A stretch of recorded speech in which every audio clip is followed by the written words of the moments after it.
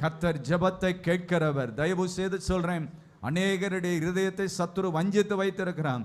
உன்னுடைய ஜெபத்தை கர்த்தர் கேட்க மாட்டார் என்ற திரும்ப திரும்ப வஞ்சிக்கிற வார்த்தையை சொல்லி ஏமாற்றி கொண்டிருக்கிறான். தயவு செய்து சொல்லுகிறேன், கர்த்தர் உங்கள் ஜெபத்தை கேட்கிறவராய் இருக்கிறார்.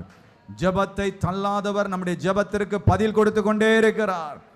ஜெபம் ஒரு நாள் வீணாவே போகாது. இந்த தூபம் அவருடைய சந்நிதியில் போய் எட்டிக்கொண்டே இருக்கிறது. ஜெபிக்க ஜெபிக்க ஜெபிக்க ஜெபிக்க ஜெபிக்க நமக்கு ஜெயம் வந்து கொண்டே இருக்கிறது. ஆகவே ஜெபத்தை எந்த சூழ்நிலையிலும் நாம் நிறுத்தாதபடி தொடர்ந்து நாம் ஜெபிக்க ஜெபிக்க வேதம் சொல்கிறது, இடைவிடாமல் ஜெபம் பண்ணுங்கள், இடைவிடாமல் ஜெபம் பண்ணுங்கள்.